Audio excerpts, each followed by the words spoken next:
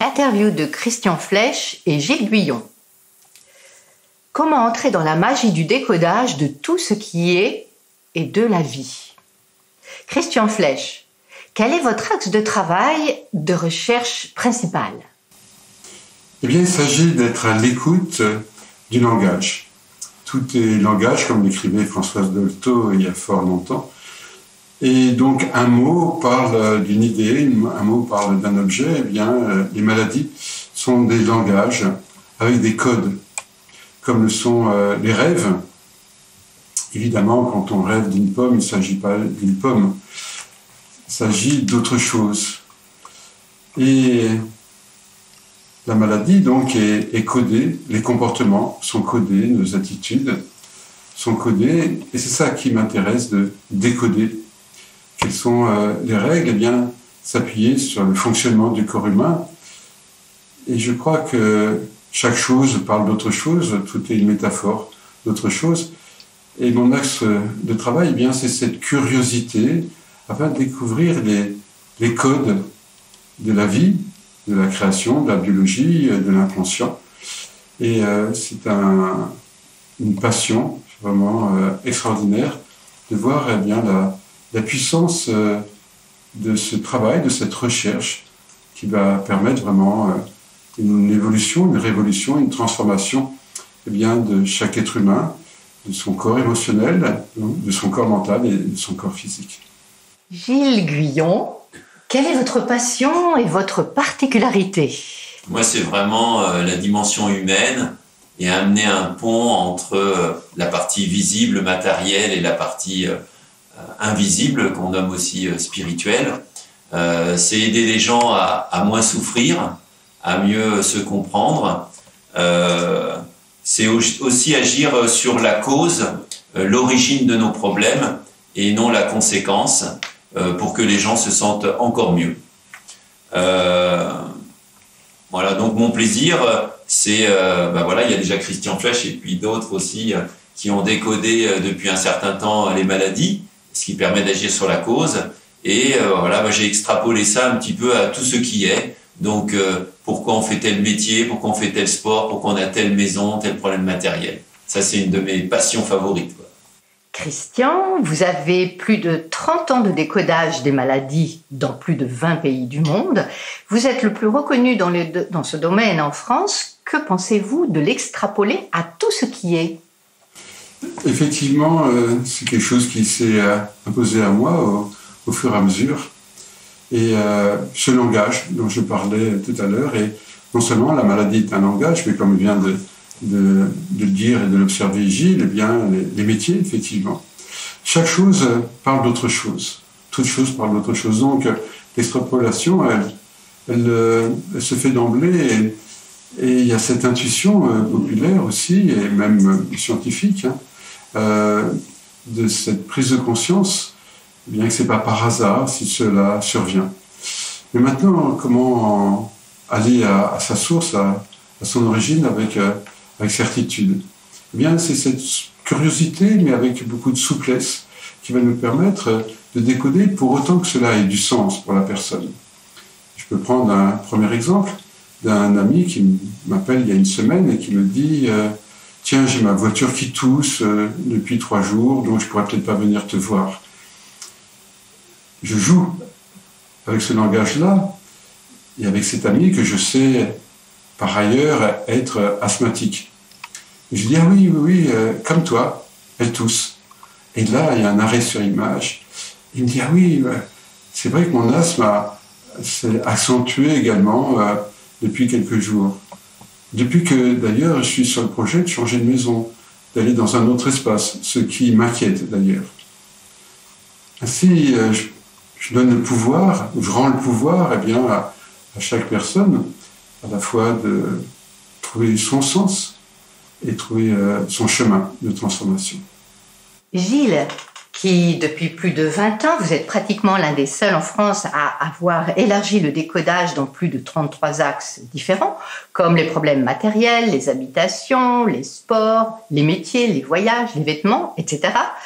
Pouvez-vous nous donner un ou des exemples vécus montrant que tout dans la vie est le reflet de nous, et que tout nous représente et est décodable.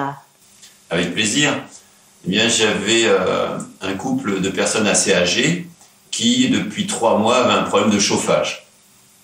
Et donc, je les voyais à des retraites, à des méditations un peu le week-end.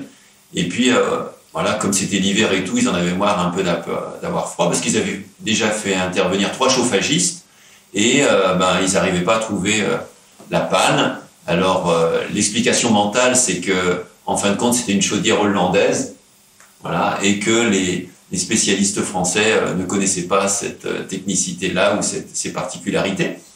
Et puis, à un moment donné, comme ils en avaient un peu marre d'avoir froid, ils sont venus vers moi et me disent « Mais Gilles, je crois que tu fais le décodage aussi, un peu de tout ce qui est, toi. Est-ce que tu peux nous aider ?» Je dis « Oui, avec plaisir. » Et je dis « Alors, en ce moment, comment ça va ?» Nous, ça va et tout. Alors, à ce moment-là, faut aller un petit peu sur les différents plans, personnel, familial, professionnel, quand ça vient pas tout de suite. Et je dis « Voilà, au niveau professionnel, c'est bon. Et au niveau du couple, au niveau du couple, ça roule. Et à la fois, j'entends dans le non-verbal, pas terrible. Je dis « Mais comment ça se passe, vos relations ?» Oh ça fait quand même depuis 3 mois, on fait que de se rouspéter, on n'est jamais d'accord et puis voilà, ça va mal entre nous deux quoi. Ah bon. Et donc je dis comme c'est la chaudière qui marche plus, je dis voilà, vos rapports sont un peu froids, hein, comme toi, tous voilà, sont un peu froids. Et il me dit oui c'est vrai. Et là il commence à comprendre qu'il peut y avoir un lien bien sûr entre leurs problèmes matériels de chauffage. Et donc, je les ai aidés à remettre de l'ordre dans leur couple. Et il y a un 4e chauffagiste qui est venu et qui a trouvé juste à un endroit, il y avait un fusible où normalement il n'y a pas de fusible. Et puis, la chaudière a remarché. Donc, le fait aussi que la réparation n'a pas coûté cher, c'est que pour eux, remettre de l'ordre dans leur couple, déjà, c'était la première fois en 20 ans qu'ils se rouspétaient, et remettre de l'ordre dans leur couple, ça a été assez facile. S'il y avait eu la chaudière à changer complètement, eh bien, peut-être que il fallait qu'ils en prennent conscience avec une grande importance. L'autre exemple que je peux citer, c'est je connaissais quelqu'un à un magasin de bricolage et puis je vais le voir, il était en tant que vendeur et à ce moment-là, il était en civil en train de discuter avec les autres vendeurs et il avait toute la jambe droite de plâtré et tout le bras droit jusqu'à l'épaule de plâtré. Puis il vient vers moi, il me dit « Si tu peux m'aider, Gilles, je crois que tu fais des décodages. » Parce que ça fait 3 mois que je suis plâtré. Normalement, au bout d'un mois, la recalcification, ça se refait et puis on déplâtre. Mais là, ça fait 3 mois que ça dure, on comprend pas, les os se remettent pas en place, etc. Alors pareil, je pose la question, comment ça va ? Il me dit oui, voilà, bien, impeccable, machin, hein. Et au niveau familial, oui, bien qu'il y a mon frère quand même qui habite avec ses 2 enfants chez moi dans notre maison de 80 mètres carrés depuis plus d'1 an. Je dis ah bon ? Oui, parce qu'ils étaient venus pour trouver du travail, ils m'avaient dit juste 1 mois, mais comme lui c'est un gentil, puis que l'autre c'est un peu plus un persécuteur, eh bien ça fait 1 an qu'il habite chez lui sans payer de loyer, sans rien, puis comme par hasard il trouve pas de travail. Alors je lui ai dit oui, tout ça, ça te casse un peu partout. Alors il m'avait expliqué mentalement, c'est ma moto, j'avais les pneus un peu lisses, tu comprends, il y avait des gravillons, donc j'ai glissé. Ça c'est l'explication mentale. Voilà. Et j'ai dit voilà, le fait que ton frère habite chez toi depuis plus d'1 an, t'es un peu cassé de partout maintenant. Ah oui, vu comme ça, je dis oui. Donc là, je t'invite à lui proposer peut-être un délai de 2 semaines ou de 3 semaines. Et puis, s'il n'a pas trouvé de travail au bout de 2 semaines ou 3 semaines, c'est terminé, quoi. Ça s'arrête là, quoi. Mais de le dire avec du masculin, parce que le persécuteur, il va aller attaquer la victime ou le sauveur qui est un peu mou. Donc, je lui apprends à bien se respecter, à se centrer. Et puis, c'est ce qu'il fait le soir même avec son frère. Et en fin de compte, son frère, dans les 3 jours, a comme par hasard trouvé du travail, alors que ça faisait 1 an qu'il n'en trouvait pas. Et puis, du coup, chacun a été chez l'un, chez l'autre. Et dans les 2 semaines, on l'a déplâtré parce que ses os se sont recalcifiés. Voilà pour répondre à ces 2 exemples représentatifs. En fait, tous les 2, avec vos approches, vous en arrivez à la même conclusion et au même résultat. Pourquoi ? Pourquoi, Christian ? Nous sommes des observateurs. Ce qui... T'en arrives bien au même résultat, toi. On observe, on n'est pas dans une création, on est dans une observation. Voilà. Et cette curiosité, pour moi, elle est comme un tapis volant qui permet vraiment de franchir des obstacles et de découvrir de nouveaux horizons qui existent déjà, et non pas une certitude universitaire établie, lourde comme une enclume. Et cette curiosité, alors peut-être qu'elle est d'ailleurs liée à notre histoire, et cette question que nous avons peut-être s'appuie sur des conflits, sur une insatisfaction, pourquoi pas. Et d'ailleurs, je dirais que je parle avec d'autres personnes thérapeutes ou voilà, curieuses, même dans d'autres branches thérapeutiques, on arrive aux mêmes conclusions, pour autant qu'on soit honnête, qu'on aille dans la profondeur. C'est ça la clé pour moi, c'est l'ouverture que permet cette curiosité, cet accueil, cette disponibilité intérieure. Vous connaissez la métaphore de cet élève américain qui va voir un maître zen et qui veut connaître l'essence de la voix. Et le maître l'accueille volontiers et prépare le thé. Et l'Américain raconte tout ce qu'il sait. Et le maître zen, il remplit sa tasse, il remplit la tasse de cet Américain, et puis le thé déborde, va dans la coupe, et puis il dégouline sur son pantalon, et l'autre se brûle et dit au maître zen, mais qu'êtes-vous en train de faire? Et vous êtes fou. Et le maître zen dit, vous savez qu'il faut qu'une coupe soit vide pour être remplie. Donc, retournez chez vous, nous nous reverrons peut-être un jour. Donc, c'est important cette disponibilité intérieure. Et là, à ce moment-là, les mystères, certains mystères peuvent se révéler naturellement. Oui, tout à fait. Pour moi, nous sommes un peu comme des transistors, des émetteurs d'énergie, d'ondes, et c'est comme si nos pensées, nos émotions, nos paroles, nos pensées conscientes et inconscientes, eh bien, nos peurs, tout ça, émettent des ondes, voilà, qui partent dans l'univers. Donc, les scientifiques ont dit, toute cause donne un effet. Voilà, donc si je pousse quelqu'un, il tombe. Voilà, si je pense négatif, ça part dans l'univers en négatif. Si je pense positif, différemment. Voilà. Et Einstein a rajouté, il y a l'espace et le temps. C'est que ça part dans l'espace et le temps. Et ce que n'ont pas encore tout à fait compris les gens, c'est que, eh bien, ça nous revient à l'émetteur. Alors certes sous forme symbolique, soit d'un problème physique. Si on a envoyé des ondes négatives, des peurs, des émotions de jugement vers soi-même, envers l'autre, etc., eh bien, ça peut nous revenir soit en problème physique de niveau 1, 2 ou 3, un petit problème physique ou un gros, si ça fait depuis longtemps qu'on est dans cette peur-là ou cette émotion, ou à travers un problème matériel de niveau 1, 2 ou 3, une petite panne de voiture ou un gros problème de moteur, si ça fait depuis longtemps ou si c'est très très important, très intense en moi, cette problématique-là, ou de problèmes psychologiques. Par exemple, eh bien, si je vais à mon travail, mais ça fait depuis 5 ans ou 10 ans que ça ne me correspond plus, mais je le fais par peur, par habitude, par sécurité pour le travail, pour l'argent ou quoi que ce soit, et non, j'écoute plus mon cœur et mon âme, eh bien, burn-out, c'est un petit peu à la mode en ce moment.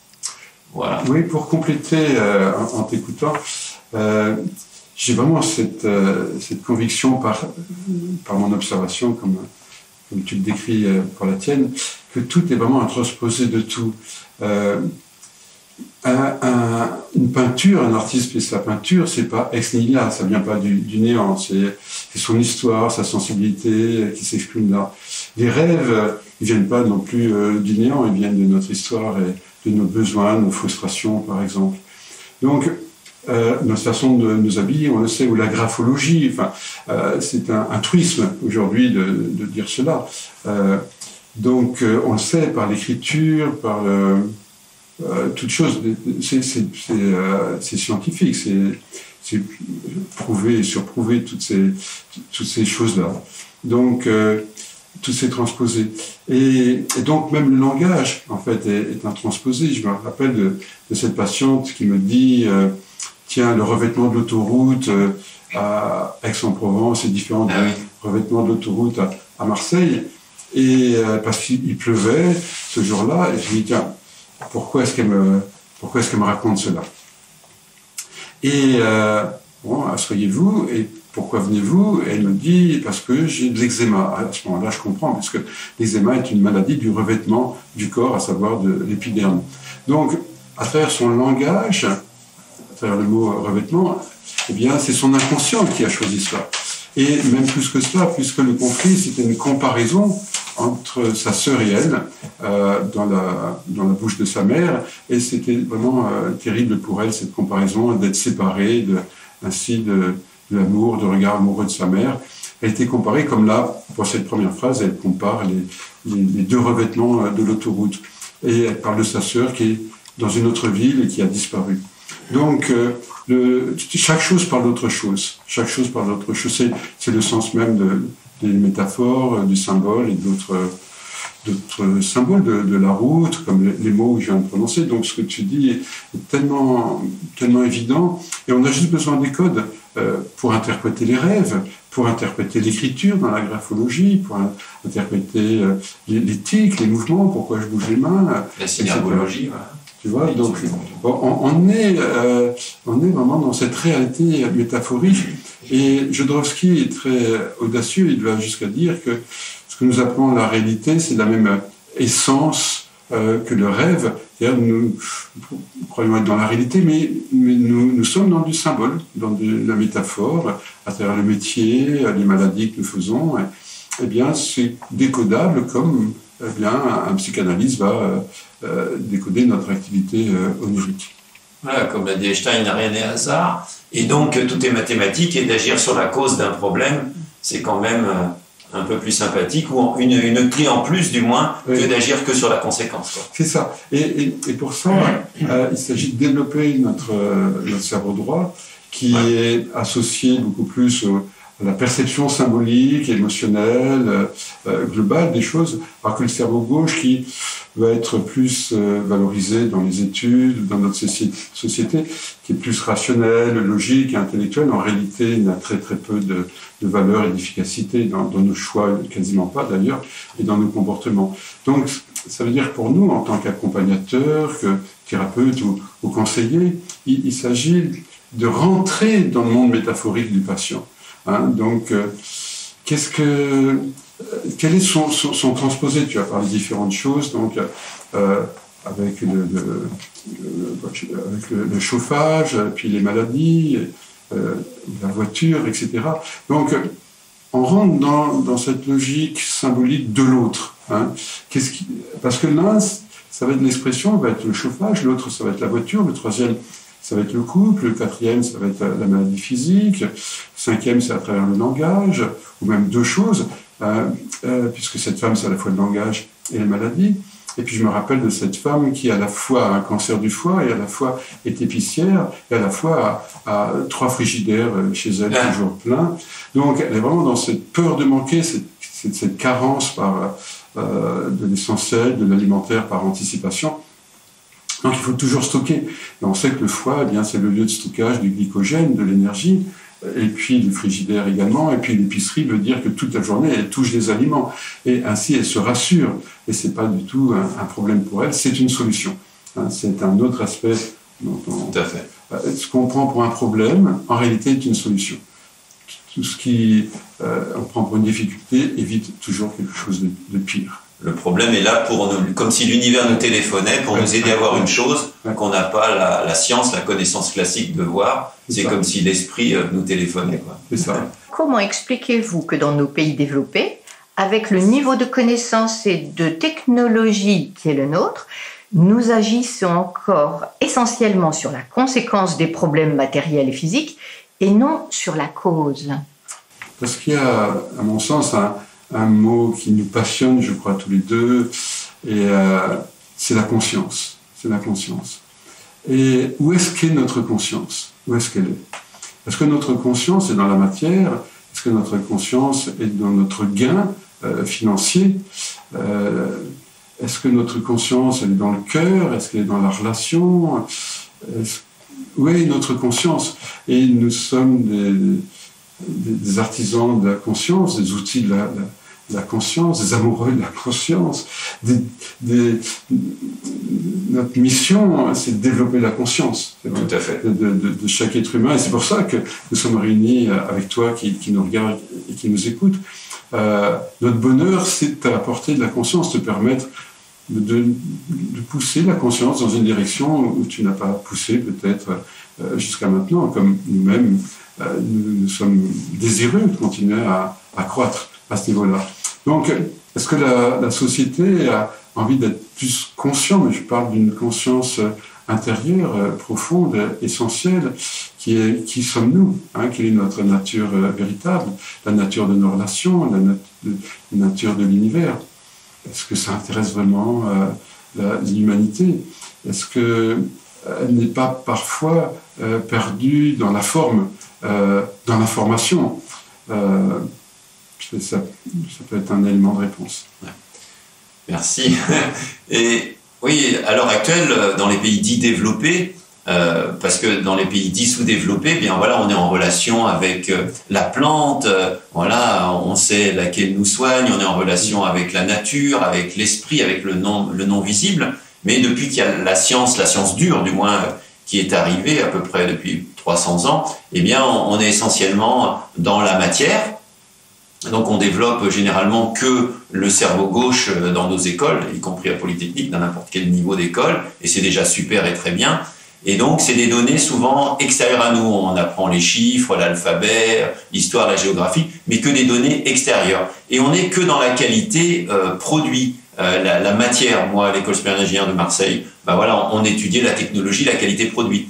Et donc, on avait oublié l'humain. Voilà. Et donc, j'aurais même fait une thèse qui montrait que la qualité totale, la qualité humaine, était même plus importante que la qualité produit. Voilà aussi, je pense, une des raisons de notre évolution et où on en est aussi, c'est qu'on n'a pas pris en compte les données de l'invisible, de l'esprit. Et puis, donc, on a oublié tout ce cerveau droit, qui est tout le principe féminin. On voit bien, le monde est dirigé par les hommes. Et donc, tout ce cerveau droit qui est aussi l'intuition, l'intelligence intuitive. Voilà, comme tu le sais, Christian, on a aussi une école pour développer l'intelligence intuitive, jusqu'à former des consultants.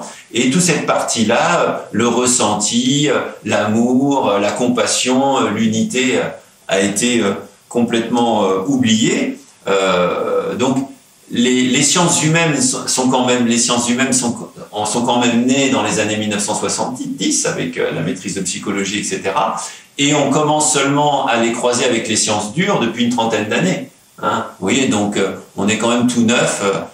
Donc voilà, je pense pourquoi, pour l'instant, on agit que sur la matière, que sur la conséquence, et non sur l'origine et la cause, quoi.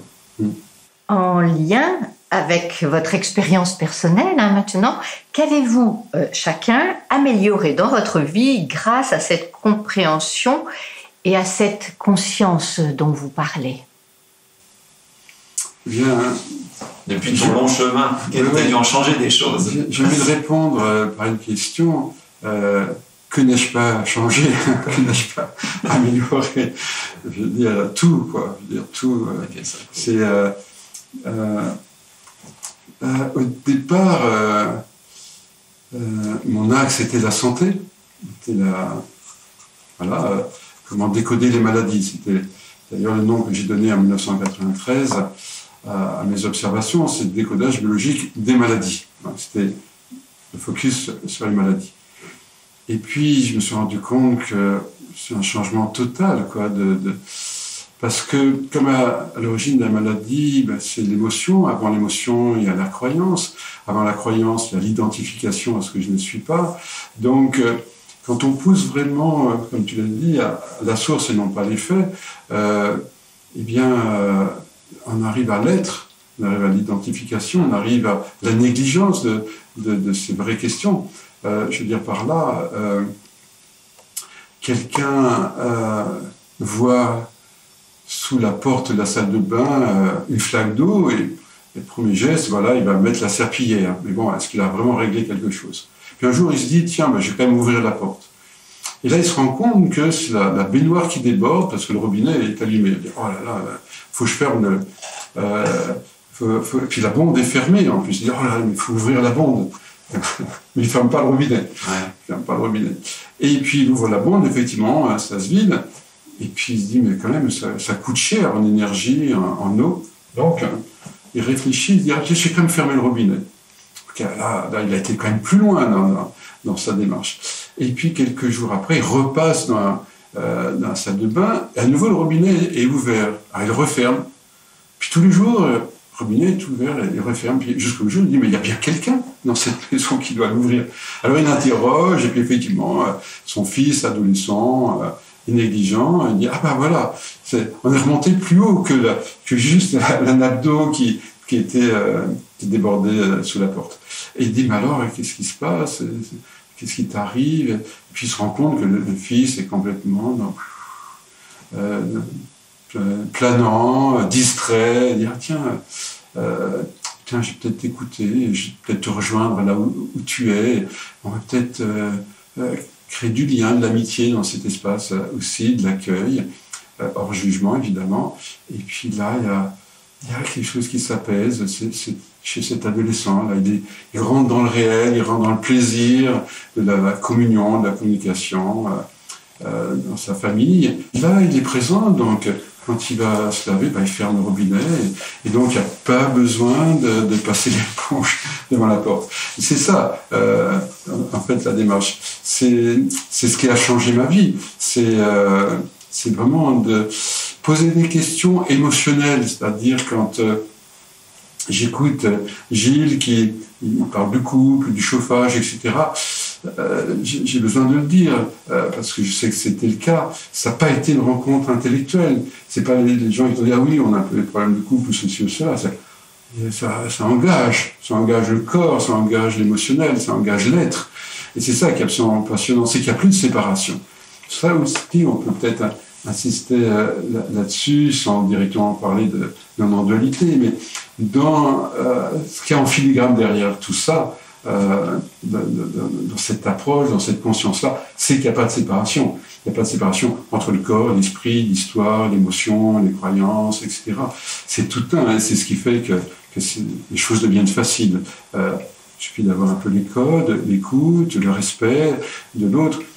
Donc voilà, qu'est-ce que ça n'a pas changé, tout ça, dans ma façon d'être en relation, d'être avec moi-même, d'être vivant, et voilà ce que je peux répondre.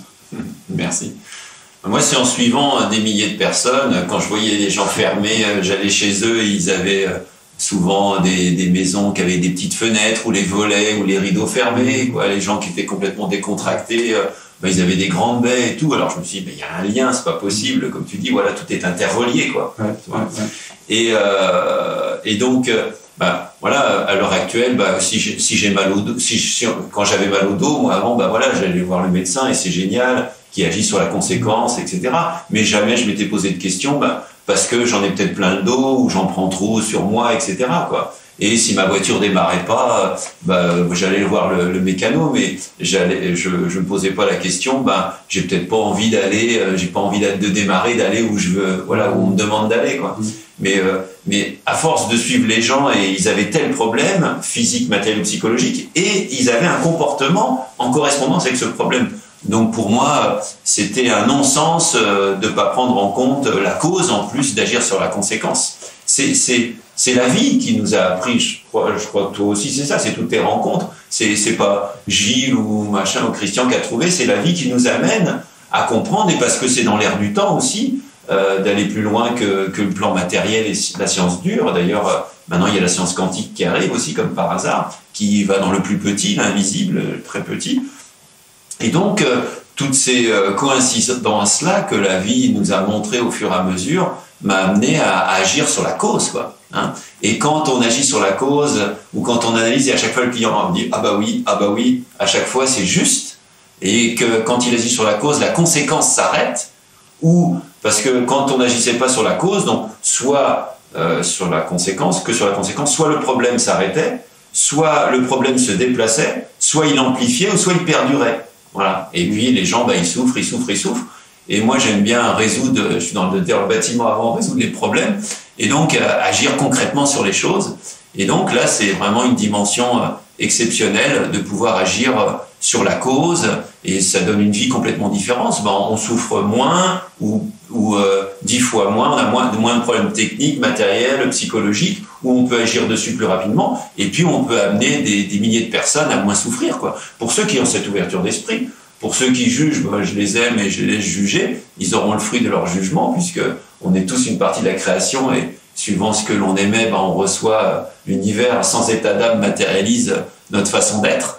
Voilà, donc les lois universelles s'occupent de chacun, mais en attendant, voilà, en agissant avec l'esprit ouvert et la conscience, comme tu dis, et une ouverture, et en disant que rien n'est hasard, hein, un nez c'est bien fait, le soleil, un animal c'est bien fait, et pourquoi nos problèmes seraient mal faits? Parce que l'univers, la création, la nature, à ce moment-là, se tromperait. Nous, on se met au-dessus. Quand ça va dans le bon sens, quand je gagne au loto ou j'ai un beau gâteau, bah, la vie elle est géniale. Mais par contre, quand on m'a volé ma voiture ou que j'ai une maladie, bah, j'ai pas de chance. Bah non, tout est organisé, tout est une signification.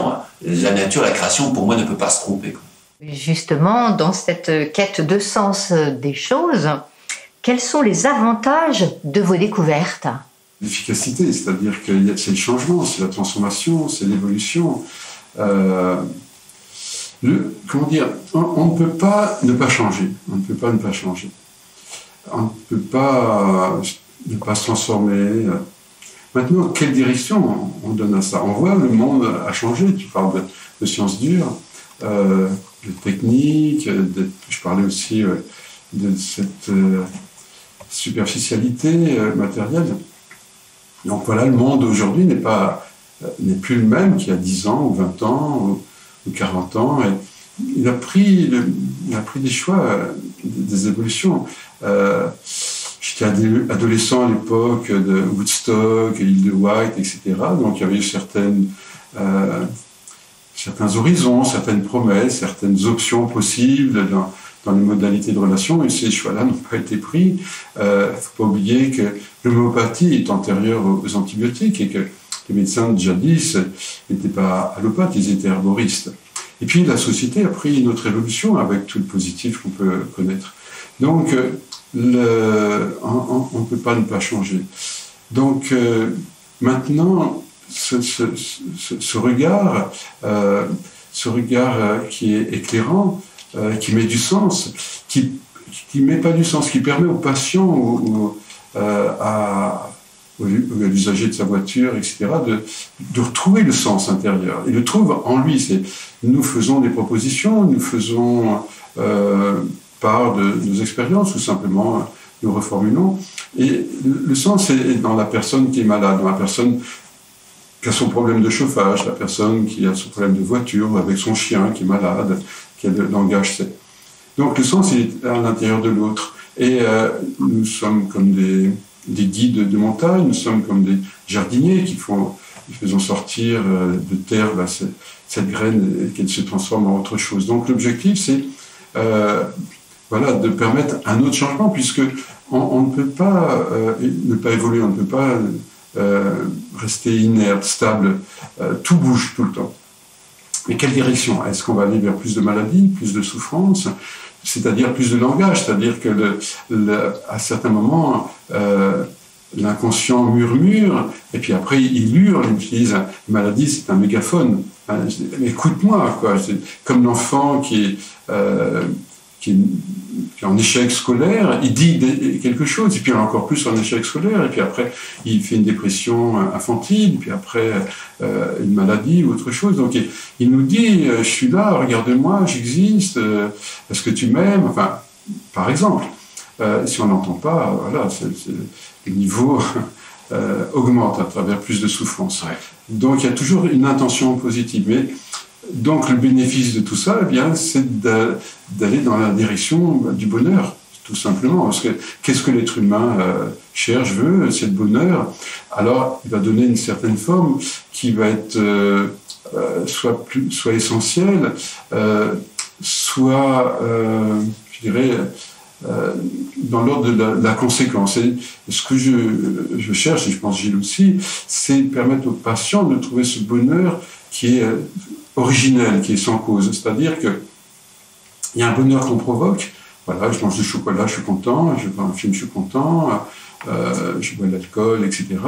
Donc voilà, je crée un bonheur provoqué, qui est dans l'ordre de cause-effet, comme la maladie, dans ce principe de cause-effet. Ou bien quand j'arrête, quand j'entends ce message et quand j'entends cet obstacle, je retire le gravier qui est au fond de la chaussure, de fait, eh bien, je suis content. Parce que le bonheur, on ne le crée pas, on arrête de l'empêcher. Voilà, c'est ce que je veux dire. Donc, et c'est ça l'objectif, c'est d'atteindre, enfin c'est très paradoxal, d'atteindre ce bonheur que rien ne provoque. C'est-à-dire qu'il est naturel, espèce d'orgasme cellulaire ou de la conscience ou de jouissance, de fait, d'extase qui apparaît naturellement, spontanément, chez tout être humain à un moment ou à un autre. Donc c'est ça, je dirais, le bénéfice de cette écoute, de cette conscience, de la non-séparation et du langage, et que tout est bienveillant finalement. Et ça peut être très, très scandaleux pour quelqu'un qui est malade d'entendre ce que je suis en train de dire, mais il y a cette bienveillance et qui utilise ce à quoi je peux être sensible et qui va vraiment me faire bouger si j'accepte de rentrer dans ce chemin de patience, d'humilité. Je ne vais pas parler de l'ego, mais on va quand même parler de l'humilité, d'accueil de ce langage. Non pas de ce nouveau langage, mais non pas de ces nouveaux décodages, mais de cette nouvelle présence ou cette nouvelle qualité de présence. Ouais, merveilleux, ce que tu dis. Le sens, pour moi, il est gigantesque. Les avantages, c'est le sens de la vie. C'est passer de la science à l'omniscience. C'est comprendre que tout est juste et parfait, que tout est interrelié, et de pouvoir comprendre, parce qu'on cherche ça en fait depuis la nuit des temps. Les scientifiques, les érudits, les religions cherchent à comprendre le lien entre le visible et l'invisible. Ben voilà, ça y est, on l'a trouvé. Il existe bien. Voilà, le lien, c'est pas. Avant, on était peut-être trop dans l'esprit, j'en sais rien. Maintenant, peut-être trop dans la matière. Ben là, c'est à nouveau le lien entre la matière et l'esprit qui donne un sens à la vie. Voilà, les synchronicités, les signes, tout ce qui vous arrive. Alors, ce qui est génial là, c'est que c'est une formation qui est gratuite. C'est l'univers, la nature, la création qui nous téléphone chaque jour et qui matérialise notre émission, notre énergie sous la forme de bien-être physique, matériel ou psychologique, ou de mal-être psychique, matériel ou psychologique, et on peut le comprendre. Donc là, pour moi, c'est incontestable. Voilà, si j'ai un problème aux jambes, c'est peut-être que je vais pas dans la bonne direction.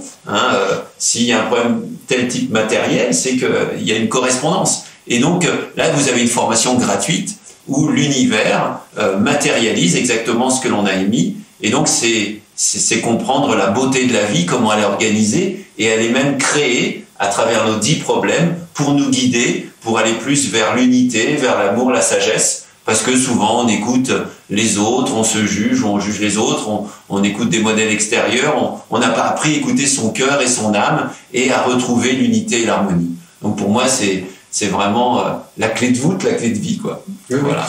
Et en même temps, on peut se sentir héritier ou arrière-petits-enfants des chamans qui sont présents depuis l'origine des temps, les chamans, et en toute partie de l'univers. On va les trouver en Russie, en Afrique sous forme de marabouts, en France jadis sous forme des sorciers ou des sourciers, et puis chez les Amérindiens, etc., etc. Donc un chaman, c'est celui justement qui est dans cette perception, cette reliance entre le visible et l'invisible. Et les chamans, pour moi, ce qu'il y a d'intéressant, c'était à la fois, pour moi, à la fois l'origine des thérapeutes, l'origine des religions, des prêtres, et également des artistes. C'est-à-dire, ils font ce lien. L'artiste, il est directement relié à l'invisible, à l'émotion, à l'inspiration. Il peut même canaliser parfois. Donc, le chaman, avec l'art, avec sa poésie, ses chants, ses peintures, ses connexions avec les éléments, avec l'esprit de la forêt, et ainsi de suite, et avec ses rituels, et puis avec les soins aussi qu'il apporte. Et déjà vraiment dans cette non-séparation, cette globalité, mais qui ne va pas forcément radicaliser avec des codes ou des choses comme ça, quoique selon les cultures, bien sûr, ça puisse exister. Un peu comme les Chinois qui attendent pas que leurs clients soient malades, mais ils agissent pour que la personne soit dans l'harmonie, dans l'équilibre, et un équilibre personnel, familial, professionnel, qui soit heureux, qui aille à chaque instant vers le bonheur. Et à ce moment-là, eh bien, comme par hasard, il n'a pas de problème physique, matériel ou psychologique. Pour conclure, donnez-nous votre système, bien justement la logique à appliquer afin que chacun puisse pratiquer les décodages de ses problèmes. Et pouvez-vous nous donner aussi un exemple de comment vous pratiquez pour arriver à ce résultat? Qu'est-ce qu'on fait? On le dit, le secret, on n'en donne pas aujourd'hui. Qu'est-ce qu'on fait, Christian? On l'a dit, c'est fait. Toi, ça fait un bout de temps que tu le connais, alors vas-y. C'est fait. Alors,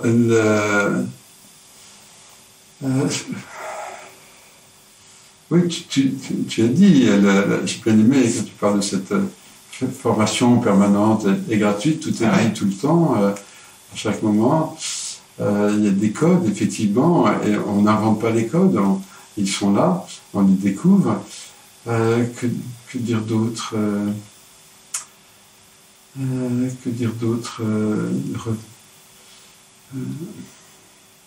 Revenir à l'intérieur, c'est-à-dire que je sais pas.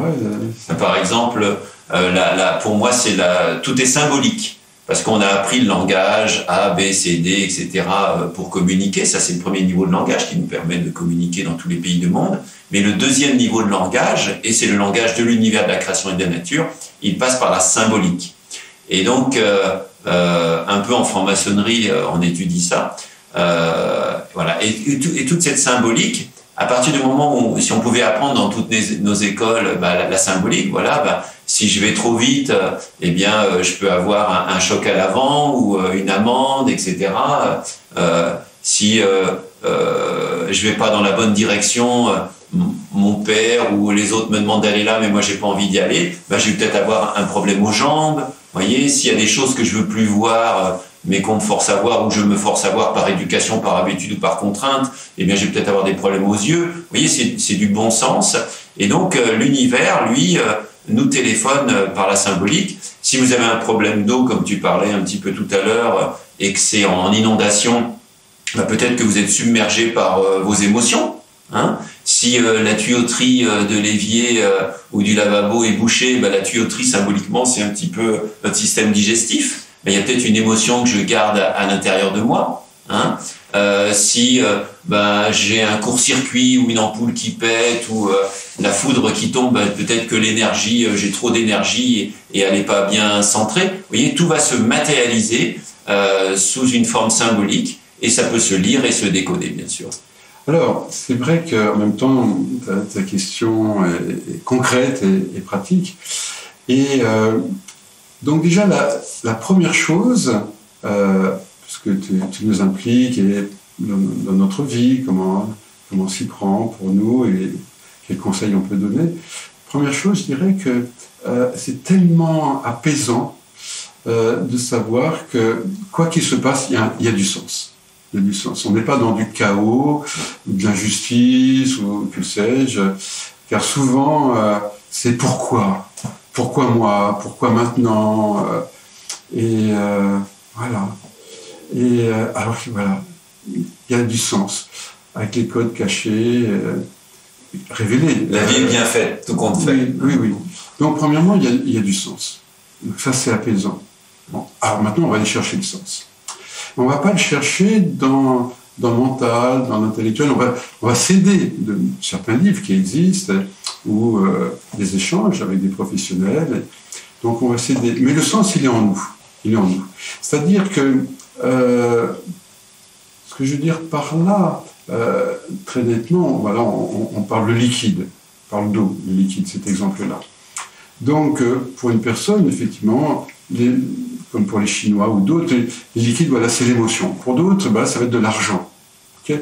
Pour l'autre, je me rappelle d'une patiente, c'est sa pompe à eau qui ne fonctionne plus. Alors, comme tu as raconté pour le chauffage et tout ça. Et au robinet, il n'y a pas d'eau qui coule. Et puis, elle vient et on remonte à son enfance où elle était assez capricieuse, tout en étant la chouchou de son papa. Et elle faisait régulièrement des grosses colères. Elle avait complètement oublié ça, mais quand elle faisait une grosse colère, son père la mettait soit sous la douche froide, soit sur le robinet de la cuisine, il ouvrait le robinet, et là, ça la calmait. Et ça l'avait vraiment traumatisée dans la bonne relation qu'elle avait avec son père, et dans la mémoire des cycles biologiques, eh bien, elle a, une partie d'elle, en tous les cas, a réparé ça. Donc, c'est vrai pour elle. Hein. Donc, ce symbole est vrai pour elle, pas forcément pour sa voisine qui a des problèmes d'eau, parce que c'est une autre histoire. Et la vérification, elle est dans le corps émotionnel. Elle est dans le corps émotionnel. Donc, tout a du sens, même si c'est apparemment négatif, eh bien, ça satisfait quelque chose. Mais pour moi, hein, il y a une logique interne, même s'il y a des codes universels. Certes, les yeux dans le monde entier sont faits pour voir, les oreilles pour entendre, la peau pour toucher, la vessie pour marquer les limites de son territoire, etc. Mais il y a quand même un aspect complètement personnel à vérifier dans l'émotion.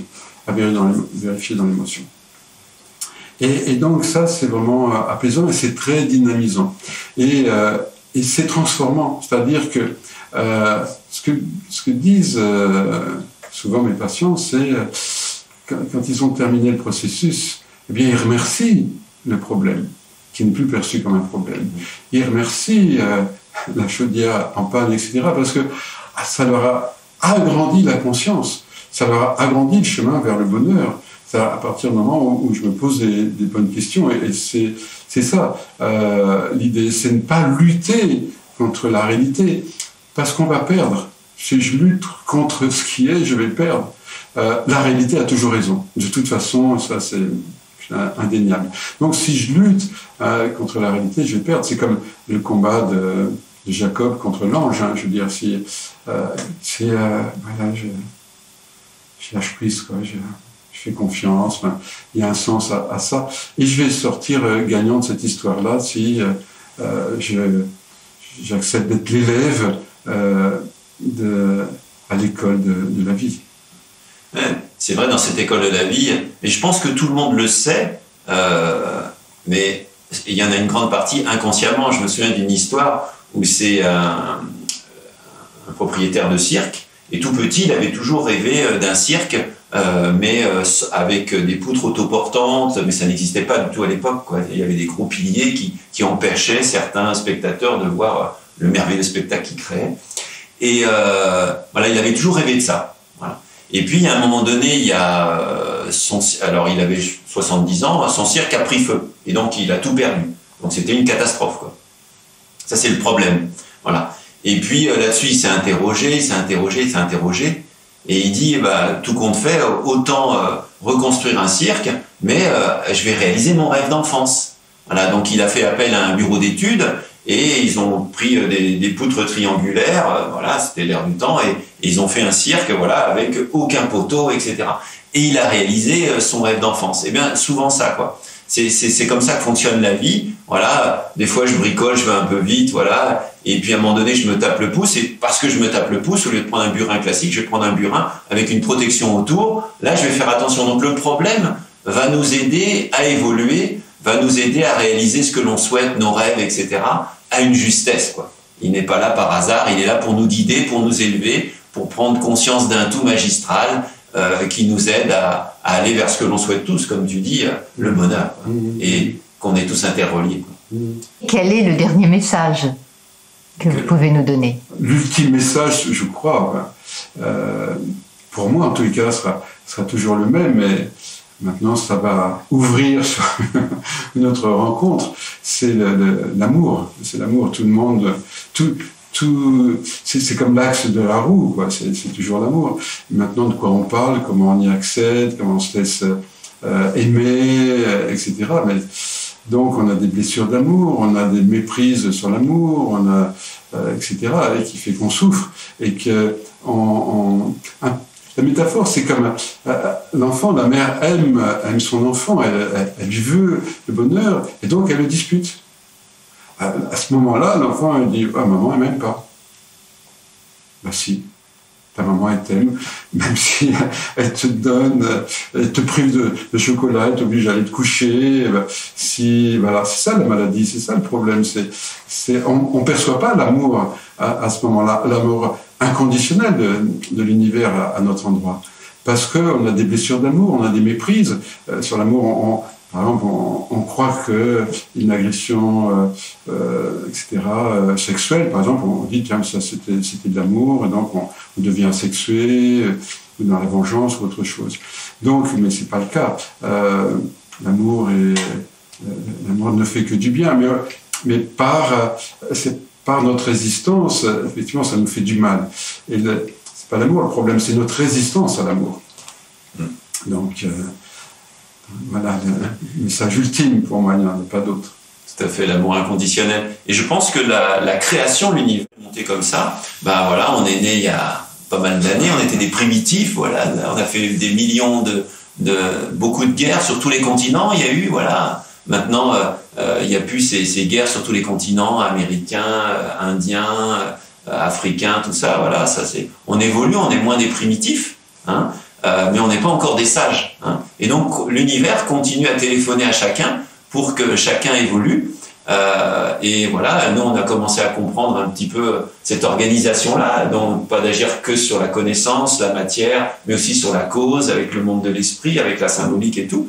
Et c'est une des raisons pour laquelle j'ai écrit là 630 pages avec 33 axes différents, donc la signification des vêtements, la signification des formes de corps, la signification des sports que je pratique, la signification des problèmes de ma voiture, la signification des chiffres, des couleurs, de 33 axes complètement différents. Et à chaque fois, quand j'analyse avec les clients, je découvre que c'est juste et ils peuvent moins souffrir, etc. Donc c'est génial. Donc vous pouvez retrouver tout ça sur... tu pourras citer aussi ton site si tu veux. Donc le site www.gconscience.fr où là vous pouvez voir, il y a 630 pages et 30 heures de vidéos qui vous sont accessibles et qui permettent de comprendre, passer de la science à l'omniscience, de comprendre la symbolique et de pouvoir décoder pour vous, pour vos voisins, votre famille ou vos clients, tout ce qui arrive chaque jour, tout ce qui se matérialise, comment se matérialise votre énergie. C'est ça. Je laisse dire le mot de la fin. Voilà, je l'ai donné. FAIN. Maintenant, voilà, pour prolonger notre rencontre, effectivement, j'ai un canal YouTube et puis un site internet, c'est biodécodage.com. Voilà, j'ai écrit 25 livres. Je prépare le suivant là sur les allergies. Et puis un jeu de transformation, l'arc-en-ciel de la transformation, qui sera prêt dans un an. Et puis voilà, d'autres projets d'écriture et puis des séminaires. En ligne, des séminaires en présentiel, des séminaires en français, en espagnol, en russe également. Voilà, et puis des présentiels bientôt au Brésil, aux États-Unis, au Mexique. Donc voilà, d'autres occasions pour prolonger le plaisir de notre rencontre. Voilà, en tout cas, je voulais te remercier immensément d'être venu là, à la maison, de ta belle présence. Parce que ça fait 30 ans, 40 ans que tu es dans ce domaine-là. Moi, ça fait qu'une vingtaine d'années. Et voilà, tu transmets ça dans le monde entier. Tu as aidé des milliers de personnes. Tu as écrit plus de 30 livres, combien ? 25. 25, avec le 26e là, qui se prépare. Ouais. Voilà, c'est grâce à des gens comme toi que nous, on commence à reprendre un peu le flambeau et puis à rajouter des choses, à compléter. Merci beaucoup de ta belle présence, Christian Flech. C'est un honneur. Merci infiniment pour tous vos partages et vos précieuses informations. Merci infiniment. Et pour vous, voici maintenant le bonus de Christian Flech et de Gilles Guyon. Et maintenant, si tu es d'accord, et si c'est le bon moment pour toi, je te propose de rentrer dans une expérience personnelle, concrète. Pour cela, choisis ce que tu perçois comme un problème, une difficulté, une maladie, contre lequel peut-être tu luttes. C'est-à-dire dont tu négliges. le message et l'intention. Et tu peux prendre une feuille de papier et puis dessiner cette difficulté ou l'écrire. En tous les cas, la symboliser. Cela peut être également à travers un objet, si tu le souhaites. Et prends le temps pour cela.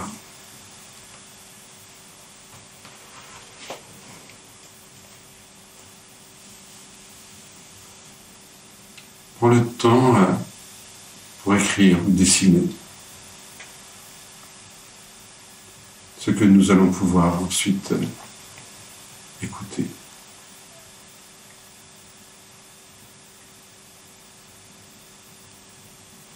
Maintenant, eh bien, tu peux regarder cette feuille sur laquelle il y a ton symptôme, ce problème.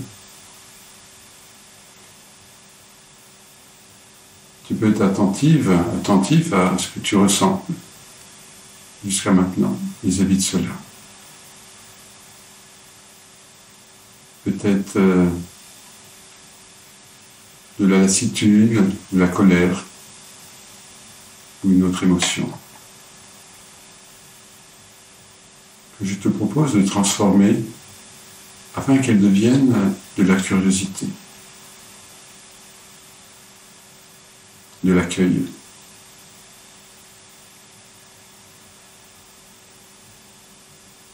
Pendant quelques instants, au moins. Fais quelque chose de différent et de nouveau. À travers ce regard posé sur cela, sur cette feuille.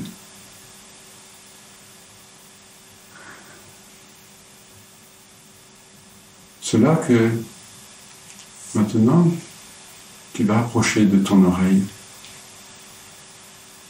Ce symptôme, cette difficulté qui est là sur cette feuille, eh bien, en fermant les yeux, tu l'approches de l'oreille de ton choix. Et tu t'ouvres. Tu t'ouvres vraiment, sans savoir ce qui va se passer, avec disponibilité.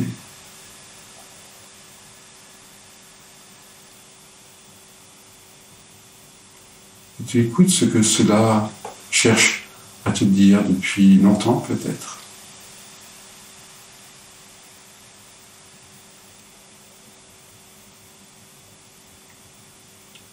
Tu écoutes ces messages intimes pour toi. Ces besoins secrets. Ces émotions.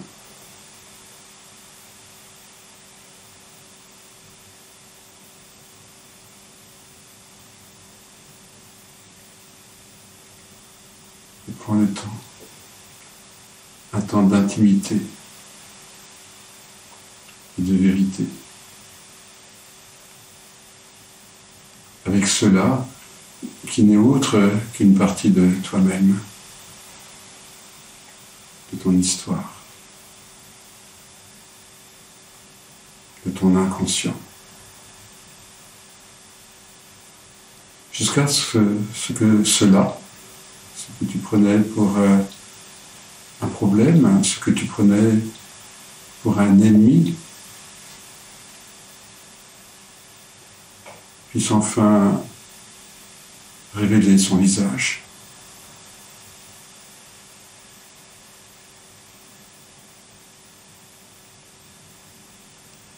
Et à ton tour, tu vas pouvoir t'exprimer, lui parler, après l'avoir vraiment écouté, lui parler en vérité. Et installer ce dialogue entre vous jusqu'à retrouver la paix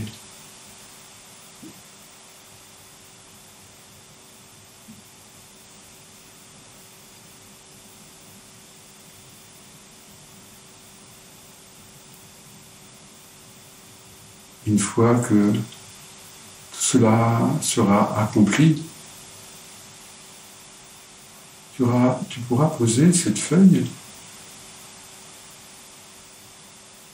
cette manifestation, cette fois-ci non plus à ton oreille, mais face à ton cœur, sur ta poitrine. Oui, tu vas pouvoir déposer, faire adhérer, faire dialoguer ceci avec la fine pointe de ton âme, c'est-à-dire de ton cœur. Maintenant.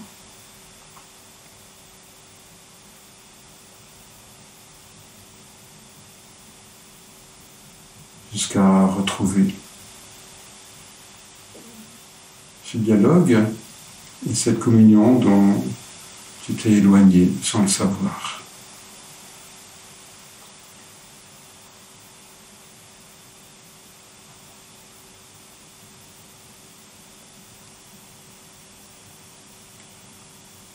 Et lorsque tu seras dans la grâce puissante de la conscience retrouvée, tu n'auras rien d'autre à faire que de dire oui.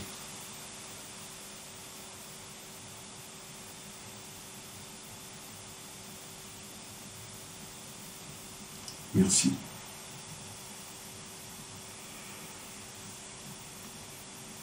Merci Christian pour cette belle expérience que vous proposez.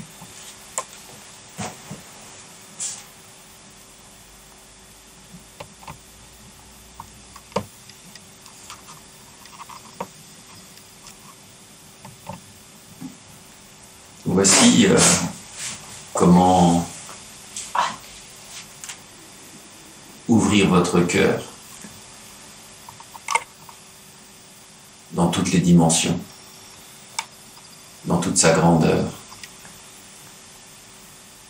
Rejoindre la nature, votre nature véritable, l'amour véritable, l'amour inconditionnel. Redevenir un. Comprendre tout ce qui est. Réaliser enfin l'abondance. Réalisez tout ce que vous souhaitez au plus profond de votre être, voire de votre âme. Voici comment chaque jour je fais pour décoder ma simple vie et pour accompagner tous les gens qui viennent retrouver cette voie, cette profondeur. Voici les clés. Écoutez bien. Revenez dans une écoute, certes verbale à 7%, mais à 93% non verbale. Allez de leur ressenti. Écoutez le son, la vibration, la couleur de chaque mot que vous dites ou qui vous est dit. Ressentez. Allez écouter dans une écoute flottante, pas rationnelle, analytique, connue, conventionnelle. Dans cette écoute flottante, observez le regard des yeux, l'intensité. Les yeux nous communiquent plein de choses. Donc j'observe à chaque fois, j'écoute dans cette dimension-là et j'observe la gestuelle de la personne, ce que l'on appelle la synergologie, car les gestes sont aussi un langage, comme le verbe. J'écoute l'expression des yeux, la respiration. Est-ce que la respiration est fluide? Est-ce qu'elle est fermée? L'intonation. L'intonation est ouverte, élargie ou fermée, restrictive, peureuse. Écoutez, vous, et écoutez la personne qui vous parle dans sa totalité. Calmez votre agitation mentale. on a 60 000 pensées par jour, il y a à les calmer, voire à les arrêter. Détendez complètement votre corps. Toutes nos peurs sont dans le corps. Quand le corps est complètement détendu, on a accès à la connaissance avec un grand C, à la vérité avec un grand V, même si on ne l'a jamais appris, elle est toujours à l'intérieur de nous. On a tous cette sagesse. On a tout est à l'extérieur et à l'intérieur de vous. Calmez tout votre monde des émotions qui vous fait agir ou réagir. Arrêtez le monde de la dualité, de la séparation, de l'homme, de la femme, de tel pays, etc., qui crée toutes nos souffrances et toutes nos guerres. Revenez dans l'unité, dans la non-dualité. Soyez juste là, à chaque instant, comme un enfant qui joue avec tout et rien, qui est en communion avec tout ce qui est. Soyez pas dans le passé ou dans le futur, car le passé est mort, n'existe plus, et le futur n'est pas encore créé. Juste la présence du présent, c'est là qu'est la magie où l'âme agit.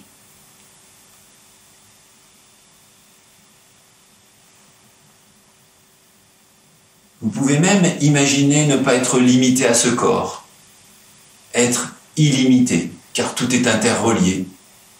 On peut entendre une personne à côté et peut-être plus loin. Nous avons peut-être 5 sens, 6 sens, voire d'autres sens que nous n'avons pas encore compris ou développés. Donc à chaque fois que quelqu'un me parle, je rentre dans cette dimension-là que je vous propose, pour vous-même ou pour mieux comprendre quelqu'un.